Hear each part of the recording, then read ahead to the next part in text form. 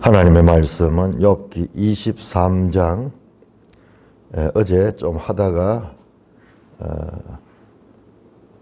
중단했던 거 계속하겠습니다. 23장 10절부터 24장 25절까지입니다.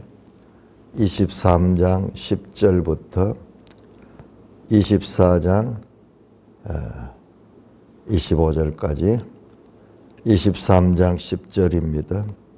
그러나 내가 가는 길을 그가 아시나니 그가 나를 단련하신 후에는 내가 순금같이 되어 나오리라. 내 발이 그의 걸음을 바로 따랐으며 내가 그의 길을 지켜 치우치지 아니하였고 내가 그의 입술의 명령을 어기지 아니하고 정한 음식보다 그의 말씀을 귀히 여겼도다. 그는 뜻이 일정하시니 누가 능히 돌이키랴. 그의 마음에 하고자 하시는 것이면 그것을 행하시나니 그런즉 내게 작정한 것을 이루실 것이라. 이런 일이 그에게 많이 있느니라. 그러므로 내가 그 앞에서 떨며 지각을 얻어 그를 두려워하리라. 하나님이 나의 마음을 약하게 하시며 전능자가 나를 두렵게 하신다니. 이는 내가 두려워하는 것이 어두움 때문이나 흑암이 내 얼굴을 가렸기 때문이 아니로다. 자, 여기까지 먼저 끊어서 보고 이어지는 내용은 24장은 또 다른 내용이니까요. 맥락이 좀 다릅니다. 그래서 자, 23장 22장에서 엘리바스의 잔인한 조언, 돕는다고 하지만은 사실상은 오히려 상처를 덧나게 하고 있는 그 엘리바스의 조언에 대해서 욥은 그대로 엘리바스에게 대항하지 않습니다. 앞에서는 그 말에 반발하면서 대항했지만 지금 대항하지 않고 이제 하나님을 찾습니다. 하나님께 호소합니다.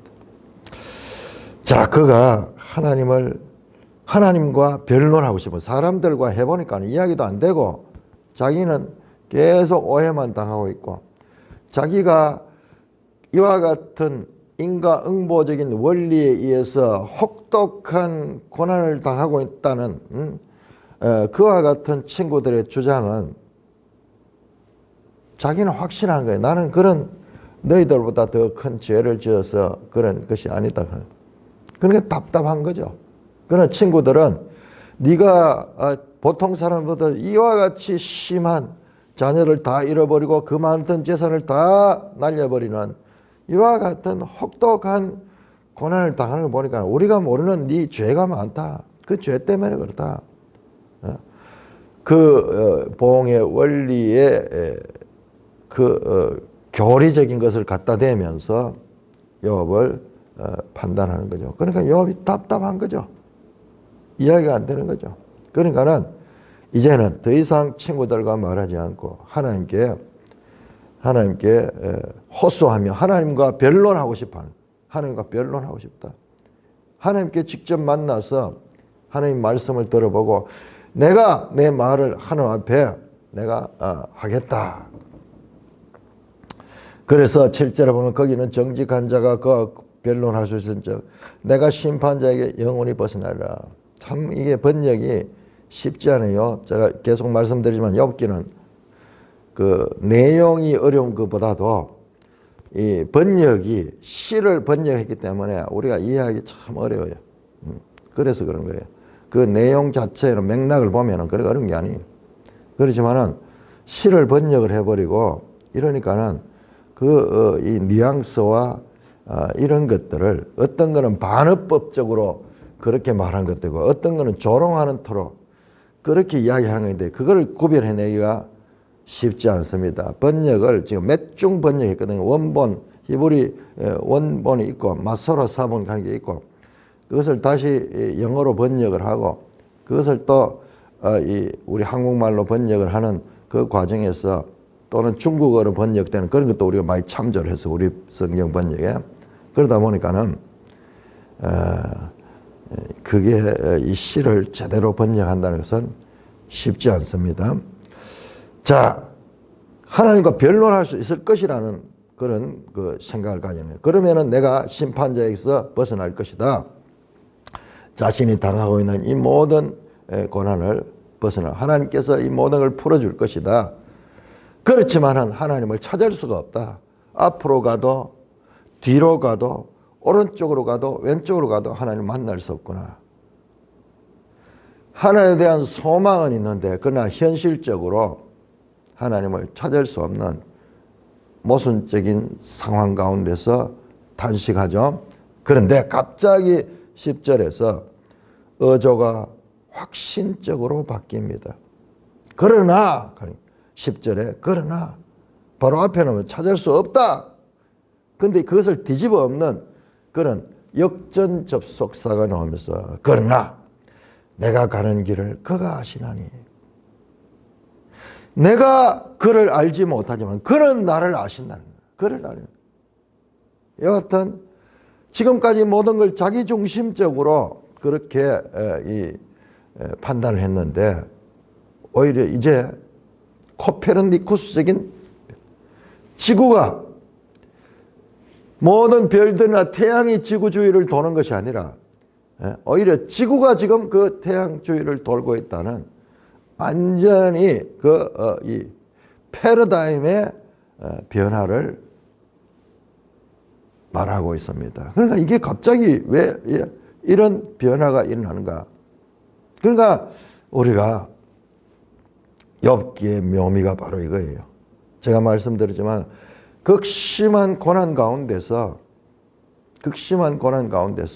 영이 열리는 거예요. 성령이 그 부드러워진 그 마음 속에 들어 하늘의 지혜를 그 마음에 심어주는 거예요. 그러니까 본인도 지금 잘 정리할 수 없는 그런 깨달음을 지금 토해냈습니다. 이런 적이 여러 번 있었습니다. 자, 첫째 9장 33절에서 갑자기 하나님과 사람 사이에 중보자가 필요하구나. 중보자가 필요하구나. 그와 같은 깨달음을 토해냈고 그 다음에 14장 12절에서 17절에서는 갑자기 부활에 관한 소망이 극심한 고난 가운데 욥의 입을 통해서 터져나왔습니다. 그리고 16장 19절에서 21절에서도 중보자에 관한 중보자 하나님과 사람 사이에 중보자가 필요하구나. 중보자가 오면은 그가 이 문제를 해결하겠구나. 19장 25, 27절은 나의 대속자가 살아계시니 그가 오셔서 이 모든 것을 해결하겠구나. 탄식하며 한탄하던 그와 같은 내용이 쭉 이어지는 가운데서도 한 번씩 번개치듯이 놀라운 깨달음을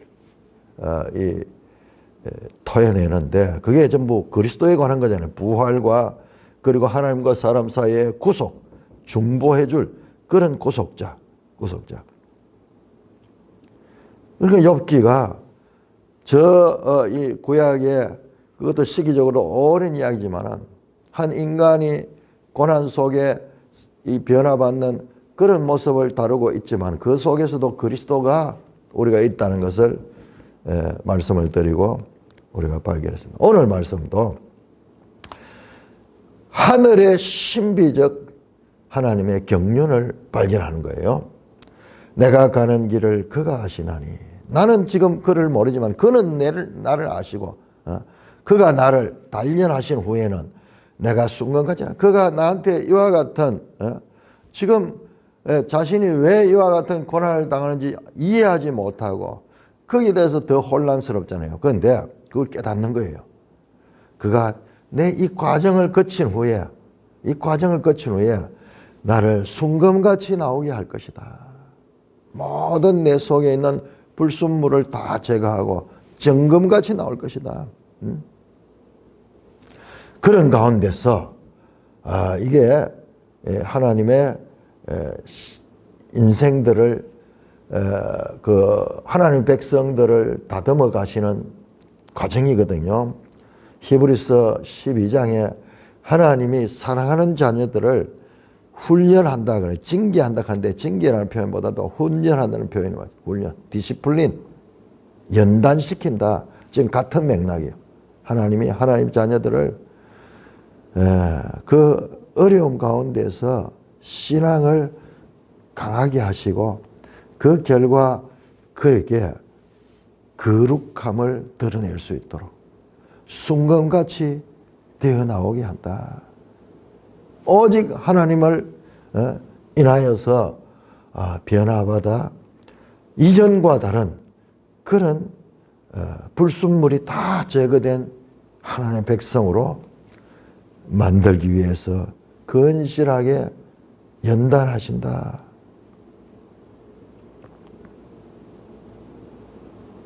예수님이 십자가의 죽음을 통하여서 부활에 이르러서 부활의 첫 열매가 되셨듯이 이 고난은 성도들의 삶에 있어서 필수적으로 겪어야 되는 것이다.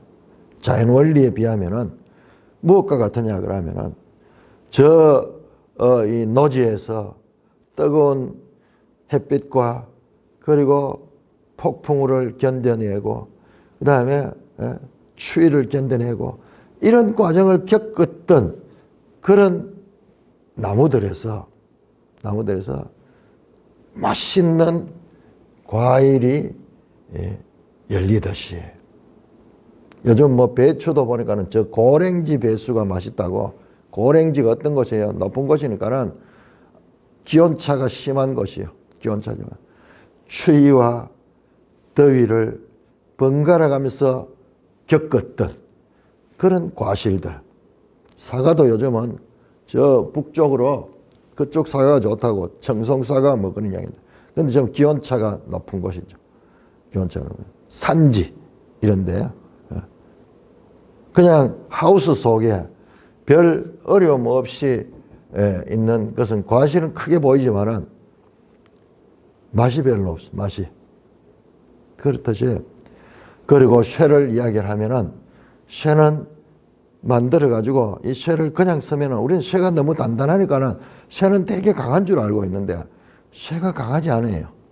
쇠가 어떤 농기구 같은 걸 보면은 돌 같은 데 대면은 훅 우그러져 버려. 모양은 튼튼해 보이는데 그 왜 그러냐? 열 처리가 제대로 되지 않았어. 그 만들어진 그 쇠를 가지고 차가운 물에다 넣어야 돼. 벌겋게 다른 쇠를 차가운 물에 넣고 이 열 처리 과정을 겪는 몇 번 이렇게 겪으면 그 열 처리가 잘 되면 잘 될수록 강한 쇠가 되는 거예요. 똑같은 쇠인데 이 불같은 시련과 그리고 물 같은 차가움을 경험하면서 쇠가 강해지듯이 하나님의 자녀들도 마찬가지예요. 우리가 하나님을 믿는다 그러지만은 우리가 믿는 믿음이 한계가 있어. 우리가 믿는 믿음이 한계가 있어. 우리가 고난을 당해보고 그 가운데서 하나님을 더 찾아가면서 그런 과정을 겪을 때 우리가 믿음이 이전과 다릅니다. 완전히 다릅니다. 온 몸으로 하나님을 신앙하고 그 하나님 앞에 흔들리지 않는 믿음을 가지게 되는 거예요. 그와 같은 말씀을 하는 그런 원리를 지금 요압이 말해요. 나를 단련하 주니 내가 순금같이 될 것이다. 지금 이 과정은 내가 내 몸에 있는 모든 불순물을 제거하는 과정이다. 그런즉 그 가운데서 자기가 11절이죠. 내 발이 그의 걸음을 바로 따랐으며 내가 그의 길을 지켜 치우치지 않았다. 그의 걸음을 따라갔으며 내가 그의 길을 지켜갔다. 걸음, 길 서로 연속이 되죠. 길을 갈 때는 걸음을 가죠. 주님의 길을 따라갔다는 거야. 내 발이 주님을 따라갔다. 그의 길을 지켜 그 길에서 벗어나지 않았다. 치우치지 않았다. 12절 내가 그의 입술의 명령을 어기지 아니하고 정한 음식보다 그의 입의 말씀을 귀했다. 와, 놀랍죠. 입술의 명령, 그 입의 말씀 어기지 아니하고 귀히 여겼다. 그 말씀을 귀히 여겼다. 정한 음식까지 그의 말씀을 귀히 여겼다. 하나님의 말씀과 그 말씀이 가리키는 길을 따라 가면서 소망 가운데 내가 이 연단을 거친 후에는 정금 같은 신앙의 변화가 있을 것이라는 소망을 하고 있습니다. 자, 그런데 뒤에 보면은요, 또 욥이 막 흔들리는 장면들이 나옵니다. 자, 그러니까는 제가 말씀드렸죠. 극심한 고난 가운데서 지금 간헐적으로 터져 나오는 영적인 각성. 이게 체계적으로, 논리적으로, 교리적으로 정리된 게 아니에요. 정리된 게 아니고 극심한 고난 가운데 한 번씩 우리의 영이 깨어서 신령한 지혜를 깨닫고 그 하나님과의 그 어떤 그 교통이 일어나는 그와 같은 상태를 경험하고 있습니다. 그런데 그의 말씀, 그의 명령, 그의 말씀은 모세의 법을 통해 준대. 아니, 욥이 모세보다 훨씬 이전 사람인데. 그런데 그 말씀이 어디 있을까? 어디 있을까? 자, 우리 창세기 26장 한번 볼까요? 아브라함 기사 가운데서 창세기 26장 아브라함 기사 가운데서 26장 6절입니다. 26장 5절. 이는 아브라함이 내 말을 순종하고 내 명령과 내 계명과 내 율례와 내 법도를 지켰다. 모세의 법 이전에 하나님께서 그 하나님 백성들에게 하나님 방법으로 말씀을 주시고 계명을 주시고 율례와 법도를 주셨어요. 그 아브라함이 그런 차원이. 그러니까 우리는 모세의 법만 알고 있는데 그 이전에도 하나님 백성들에게 택한 백성들에게 하나님의 말씀을 주신 거예요. 욥도 그 말씀을 귀히 여겼다. 그의 명령을 어기지 않았다. 그 어려운 가운데서도 자신은 하나님의 말씀을 따랐다. 이와 같은 고백을, 확신 있는 고백을 한 거예요. 그런데 이 앞에서는 계속 알지 못하고 막 불안정하잖아요. 그런데 말씀드렸던 9장 33절, 14장 12절, 17절, 16장 19절에서 21절, 최근에 19장 25절, 20절, 나의 대속자가 살아계시니 내가 영안에서 내 육체 바깥에서 그를 볼 것이다. 확신 있는 그와 같은 믿음에 확신 있는 선언을 하는 것과 마찬가지로 여기에서 그와 같은 확신 있는 믿음을 표현하고 있는 거야. 와, 엄청나죠? 우리 성도들이 신앙생활을 하다 보면은 하나님께서 주시는 이와 같은 시련들이 있는데 그 시련의 이유를 알지 못하는 거예요. 이유를. 그래서 성경을 자세히 보면 성경 안에는 그 하나님이 사랑하는 자에게 이와 같은 시련을 주시는 것. 이 시련은 영적 성장을 위한 과정, 점검같이 되는 과정을 우리에게 베푸는 것이다. 베드로 사도도 그렇게 이야기하죠. 우리가 이 시련 겪고 나면 이 연단의 기절 것이다. 베드로전서 1장 6절 7절에서 말씀합니다. 그런데 이게 이런 말씀이 보이지 않아요. 또 교회 목사님들이 설교하는데 좋은 이야기만 많이 하고 복 받는 이야기 많이 하니까 저는 개인적으로 연단을 받다가 성경 속에 이런 걸 이제 발견했는 거예요. 와, 얼마나 위로가 되고 소망스러운지. 그래서 욥의 변화, 그는 이런 고난이 그에게 쓸데없는 고생만 시키는 것이 아니라 그가 하나님과의 관계가 참으로 놀랍게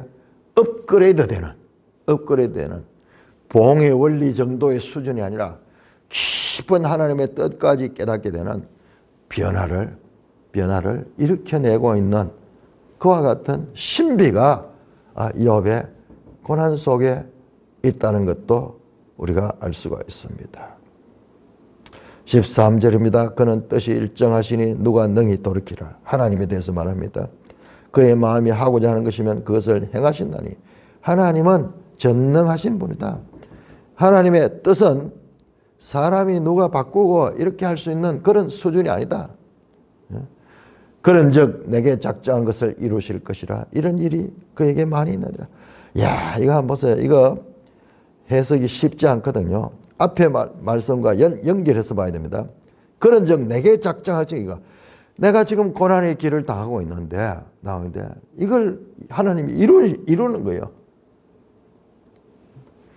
이런 일이 그에게 많이 있느니라. 이 말은 뭐냐 그러면 하나님이 하시는 것은 늘 이렇게 하신다는 거야. 번역이 참 그에게 많이 있느라. 예, 하나님의 뜻하신 것은 하나님이 반드시 이루신다. 그런데 욥은 현실적으로 자기가 당하는 고난이 너무 힘이 드는 거예요. 그러나 이 고난의 길을 극복하고 나면 순금 같은 이전과 다른 그와 같은 하나님과 깊은 관계로 나갈 수 있는 변화가 있을 것을 알지만은 그러나 하나님이 그 뜻을 가지고 내한테 지금 고난을 주시는데 이것은 반갑지 않는 거예요. 그러므로 내가 그 앞에서 떨며 지각을 얻어 그를 두려워하리라. 하나님이 나의 마음을 약하게 하시며 전능자가 나를 두렵게 하신다니. 아무리 뜻을 알고 있어도 이 과정을 겪고 나면은 이 영광스러운 하나님의 백성으로서 정금 같은 존재로 거듭날 수 있다는 걸 알고 있어도 현실적으로 내가 당하면은 그건 어려운 거예요. 그건 힘든 거예요. 17절 이는 내가 두려워하는 것이 어둠 때문에 흑암이 내 얼굴을 가리기 때문이라. 자기가 지금 두려워하는 것은 지금 이런 것보다도 하나님의 그 절대적 주권, 전능하심에 그 절대적 주권에서 오는 그와 같은 초월적인 존재적 경외감, 그런 것을 보고 하나님을 두려워한다고 말합니다. 23장에서 욥은 막 변론할 수 있다고 그렇게 말씀했고 때로는 의심도 많이 했다가 이렇게 하면서 그 다음에 확신하고요. 내가 가는 길을 그가 아시나니 그가 나를 단전 후에 순금같이 나오게 하라. 이와 같은 감정이 요동치고 있죠. 이것은 하나님의 연단받는 백성들이 영적인 새로운 도약을 위한 과정이에요. 도무지 받아들일 수 없는 그와 같은 혼돈 상황.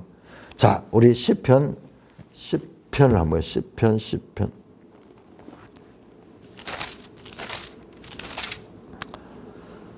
욥이 이렇게 시인도 이런 호소를 합니다. 이게 하나님의 백성들, 하나님과 깊은 관계를 가는 백성들이 가지는 공통적인 길이에요. 여호와여 어찌하여 멀리 서서 계시며 어찌하여 내가 환난을 당하는데 숨어 계십니까? 악한 자가 교만하여 가련한 자를 심히 압박합니다. 그런데 하나님은 이걸 돌보지 않고 숨어 계십니까? 숨어 계십니다. 악인들은 교만한 얼굴로 4절에 보세요. 말해요. 여호와께서 이를 감찰하지 아니한다. 하나님에 대해서 그의 모든 사상에는 하나님이 없다. 불신하며 하나님을 없다 하며 자기 마음대로 나를 지금 포악하게 괴롭히는데 하나님은 어디 계십니까? 이런 영혼의 밤, 많은 연단을 받은 믿음의 선배들이 만들어낸 말이에요. 영혼의 밤을 만난다.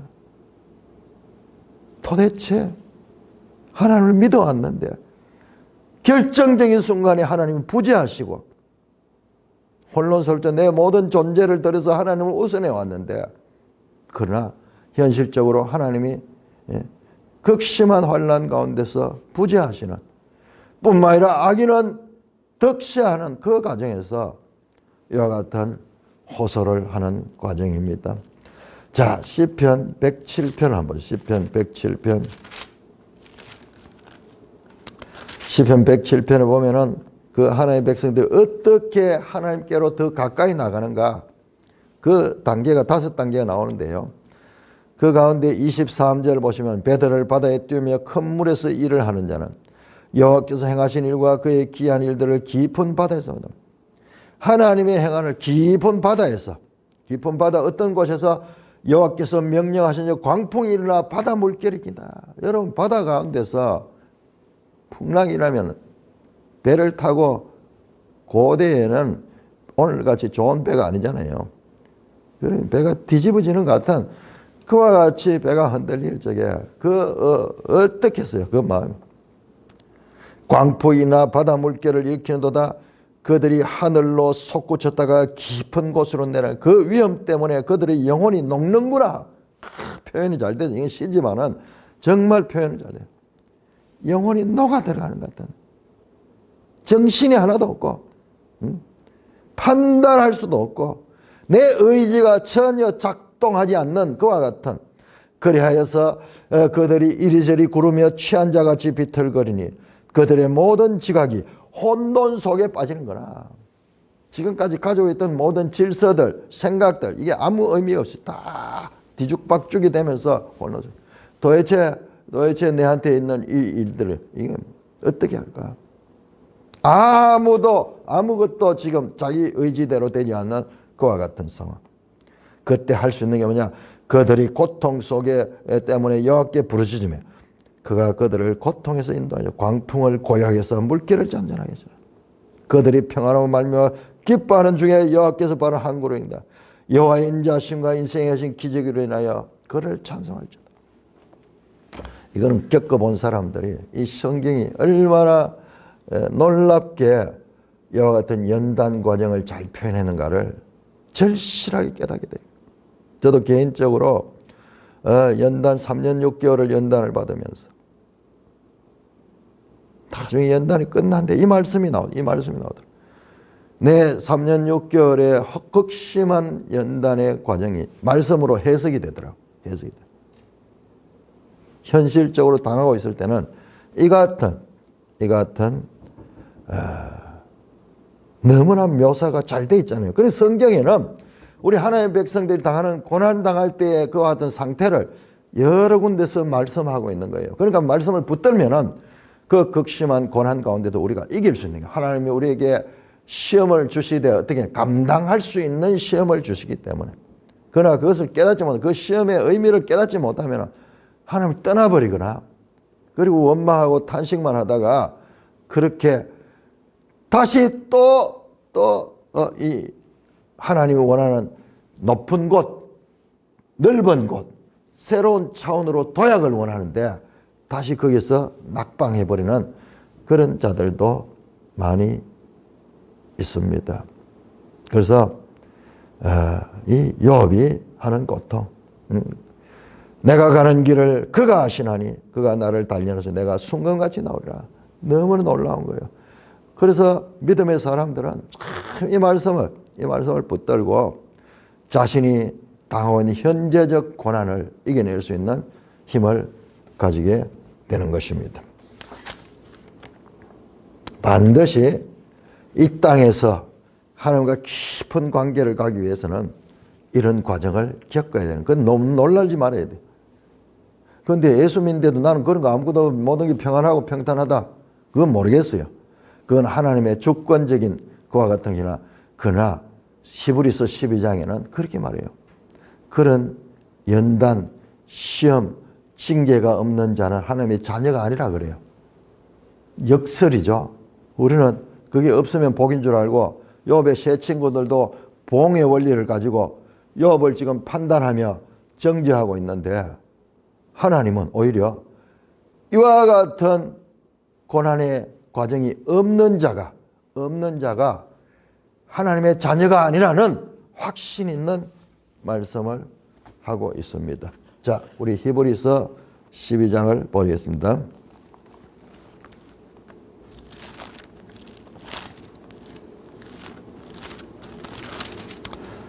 히브리서 11장은 믿음의 장이고요. 그 믿음에 어떻게 그 믿음이 깊은 믿음이 되고 이 하나님께서 인정하시는 믿음이 되느냐, 그 이야기가 12장으로 나옵니다. 이러므로 우리에게 구름같이 둘러싼 허다한 증인들이 있다. 12장 1절입니다. 모든 무거운 것과 얽매이기 쉬운 죄를 버리고 인내로서 우리 앞에 당한 경주를 하며 믿음의 주여 온전하시는 예수를 바라보자. 그는 그 앞에 있는 기쁨을 위하여 십자가를 참으사 부끄러움을 개의치 아니하시더니 하나님 보좌 우편에 예수님도 이 고난의 과정을 통과하셨어. 너희가 피곤하여 낙심하지 않게 하여 죄인들을 이같이 자기에게 거역한 일을 참으시느니라. 너희가 죄와 싸우되 아직 피 흘리기까지 대항하지 않고 또 아들들에게 권하는 같이 너희에게 권면하시는 말씀을 잊었도다. 내 아들아, 주의 징계하심을 경히 여기지 말라. 그의 꾸지람을 받을 때 낙심하지 말라. 주께서 사랑한 자를 징계하시고 그 받아들이시는 아들마다 채찍질 하십니다. 이 확신 있게 나오잖아요. 완전히 세상이 봉의 원리에 반대의 말씀. 반드시 이게 봉이다. 하나님의 자녀에게는 징계와 채찍질이 있는 것이 하나님의 뜻이다. 7절입니다. 너희가 참으면 징계를 받기 위함이라. 하나님의 아들과 같이 너희를 대우하시느니 어찌 아버지가 징계하지 않는 아들이 있으리요. 징계는 다 받는 것이다. 너에게 없으면 사생자요 친아들이 아니다. 징계의 결과입니다. 11절 무릇 징계가 당시에는 즐거워 보이지 않고 슬퍼 보이나 후에 그로 말미암아 연단을 받은 자에게 의와 평강의 열매를 맺느니라. 욥이 말하는 거 똑같잖아요. 연단하신 후에 내가 순금같이 되어 나올 것이다. 순금같이. 징계가 즐거워 보이지 않고 슬퍼 보이지만 연단을 받은 자에게는 그것이 의와 평강을 이루게 된 것이다. 자, 이 고난을 통해서 욥이 연단의 이 과정을 통해 순금같이 되어가는 확신 있는 것 같은 소망, 말씀을 따랐다. 말씀을 버티지 않고 그 말씀을 따라가는 이 과정. 그냥 고생 연단 받는데요. 그냥 내 혼자 연단 받는 게 말씀을 붙들어야 돼요. 말씀으로 더 깊이 들어가면 신기하게 보이지 않던 말씀, 깨닫지 못하던 말씀이 깨달아지기 시작하는. 그러니까 우리가 하나님의 말씀을 바로 깨닫는요. 그냥 공부만 한다고 되는 게 아니에요. 하나님께서 그 자녀들에게 합당한 연단을 통해 가지고 눈을 열어주셔.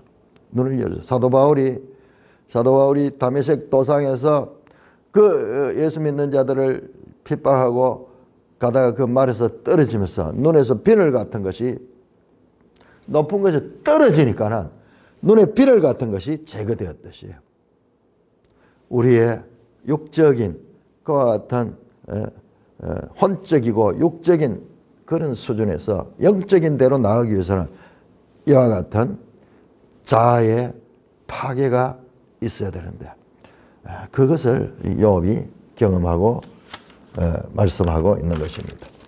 자, 욥기 24장 1절에서 25절입니다. 1절에서 25절. 다시 자, 그러니까 이 욥기의 특징이 그거예요. 어떨 때는 확신 있는 믿음을 가지다 어떨 때는 다시 탄식하고 어찌하여 질문하고 막 이런 내용들이 나오는데 말씀드렸듯이 극심한 환난 가운데 있다 보면은 자기가 자기를 통제도 안 돼요. 자기가 자기를 통제도 안 돼요. 자, 24장 1절입니다. 계속해서 욥의 이 엘리바스와의 대화 후에 이 나오는 말씀입니다. 24장 1절 어찌하여 전능자는 때를 정해놓지 아니하셨는고 그를 아는 자들이 그의 달을 나를 보지 못하는고. 어떤 사람은 땅의 경계표를 옮기며 양떼를 빼앗아 기르며 과의 나귀를 몰아가며 과부의 소를 볼모 잡으며 가난한 자를 길에서 몰아내나니 세상에서 학대받는 자가 다 스스로 숨는구나. 그들은 거친 광야의 들나귀 같아서 나가서 일하며 먹을 것을 부지런히 구하나 빈들이 그들의 자식을 위하여 그에게 음식을 내는구나. 밭에서 남의 꼴을 베며 악인이 남겨둔 포도를 따며 의복이 없어 벗은 몸으로 밤을 지내며 추워도 덮을 것이 없으며 산중에서 만나는 소나기에 젖으며 가릴 것이 없어 바위를 안고 있느니라. 어떤 사람은 과를 어머니의 품에서 빼앗으며 가난한 자의 옷을 볼모 잡음으로 그들이 옷이 없어 벌거벗고 다니며 곡식 이삭을 나르나 굶주리고 그 사람의 담 사이에서 기름을 짜며 목말라 하면서 술터를 밟느니라. 섬 중에서 죽어가는 사람들이 신음하며 상한 자가 부러지잖아. 하나님이 그들의 참상을 보지 아니하시느니라. 자, 거기까지 일단은 끊어서 한번 보겠습니다. 자, 이거 지금 맥락을 잘 잡아야 돼요. 지금 다시 요압이 친구들의 말과 달리 보응의 원리가 작동하지 않는 상태를 이야기를 합니다. 1절에 무슨 말이냐 그러면 어찌하여 전능자는 때를 정해놓지 아니하였는고 그를 아는 자들이 그의 날을 보지 못하는고. 누구의 때 누구의 날을 가리키냐. 2절부터 나오는 어떤 사람이 누구냐. 악인들. 땅에 경계표를 옮기며 양떼를 빼앗아 기르며 과의 나귀를 몰아가며 과부의 소를 볼모 잡는 악인들. 이 악인들이 형통하고 있는 그 상태. 그걸 빨리 하나님께서 심판하지 않고 그가 보응을 받아서 망하는 그런 모습을 지금 보지 못하게 볼 수 없게 하는가. 보응의 원리는 금방 그는 이 벌한 대로 이 형벌을 받게 돼. 잠시 득세하지만은 형벌을 받는다고 말했는데 그런데 즉각적인 그런 것이 없다는 거예요. 그러면서 범죄의 목록을 쭉 나열합니다. 자, 어떤 사람은 땅에 경계표를 옮기고 이건 정말 악한 거죠. 잠언에 나오는데 지게표를 옮기지 마라 그게. 이게 뭐냐면 요즘 치면은 토지 경계예요. 이거를 힘 있는 놈들은요. 확 나무 경계를 뭐 자기한테 끌어넣고 이렇게 하면서 참 요즘은 이런 게 법적으로 가면은 청량을 해가지고 명확하게 되지만 여러분 이런 청량 기술이 나오기 전에 얼마나 이런 문제 많았겠어요. 조금씩 나무 땅으로 쳐들어오고 그러니까 계속 논쟁이 나죠. 양떼를 빼앗아 기르며 과의 나귀를 몰아가며 과부의 소를 볼모자며 과부는 사회적인 제일 약자들로서 하나님이 늘 관심을 가지고 있죠. 자, 우리 하나님이 누구신가? 자, 출애굽기 22장 처음으로 이스라엘 백성들에게 법을 줄 때 이런 문제를 다루고 있어요. 하나님이 누구신가? 22장 9절을 보시면 22장 9절 어떤 이런 물건 즉 소나 낙이나 양이나 어봉이나 또는 다른 이런 물건에 대하여 어떤 사람이 이르기를 이것이 그것이라면 양편의 재판장이 앞에 나갈 것이요 재판장이 죄 있다 하는 자가 상대방의 갑절을 배상할 거야. 남의 소유에 대해서 그렇게 하는 것을 하나님께서 엄격하게 금하시고 계십니다.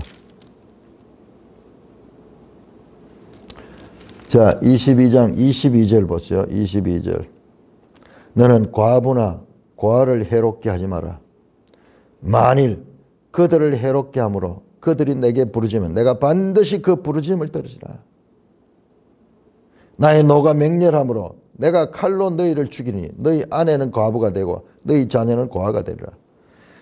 사회적 약자에 대해서 하나님이 얼마나 여러분 세상에 한번 생각해 보세요. 어느 종교에 이런 신이 있는가?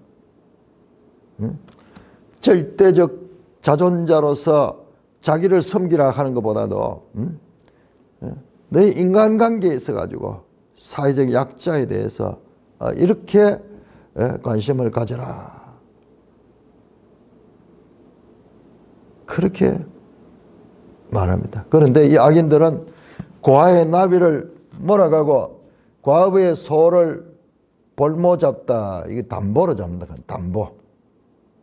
소가 있어야지 그한테 담보로 잡아가지고는 주질 않은 거예요. 여러분 성경 보시면요. 담보를 잡았더라도 옷이라든지 그 생활 필수적인 거 그런 거는 해가 지기 전에 돌려줘라 그래요. 돌려줘라 그래요. 하나님의 우리 그 사람의 마음을 아시고요. 왜 그 옷을 담보로 잡아가지고 있으면은 밤에 추위 가운데 뜬다 말이야. 그러니까는 그런 필수적인 것은 담보로 잡았더라도 해지기 전에 돌려줘라. 볼모 잠dak한 게 담보를 이야기합니다. 가난한 자를 길에서 몰아내나니 세상에서 학대받는 자가 다 숨는 거라. 뭐 그러니까는 가난한 자들을 억압하고 이러니까 사람들이 막 피하는 거예요. 숨는 거예요. 악인들의 그들은 거친 광야의 들나귀 같아서 나가서 일하며 먹을 것을 부지런히 구하나 빈들이 그들의 자식을 위하여 그에게 엄시나. 여기서 그들은 이 학대받는 자, 가난한 자들 들나귀처럼 다니면서 일을 하지만 먹을 것이 없어요. 먹을 것이 없어요. 빈들이 그들의 자식을 위하여 음식을 내는구나. 빈들에서 음식을 내는. 그러니까 빈들에서 먹을 게 뭐가 있겠어요? 거기서 무엇을 주워가지고 극소수의 어떤 그런 음식물이 나오겠죠. 마치 룻기에 보면은 추수 후에 보리 이삭을 줍듯이 이삭 줍기를 하듯이 이삭 줍기 해서 그래가지고 얼마나 못 올 수 있겠어요. 밭에서 남의 꼴을 베며 악인이 남겨둔 포도를 먹으면서 자기 농지가 없어서 남의 것을 악인이 남겨둔 포도를 따며 의복이 없어 벗은 몸으로 포도 다 추수하고 난 다음에 구석구석에 남아있는 그런 것들 따서 먹고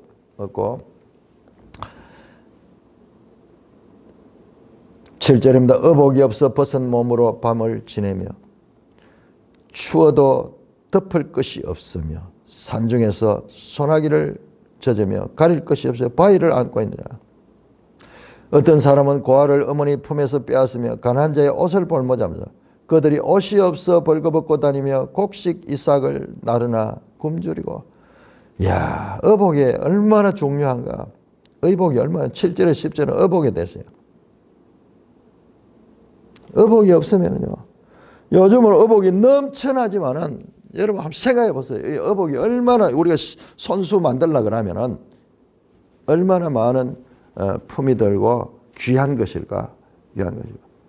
그러니까 이 몸을 가리는 의복이 없어서 벗은 몸으로 밤을 지내며 추워도 덮을 것이 없다. 산중에서 만난 소나기에 젖으며 가릴 것이 없다. 바위를 안고 있다.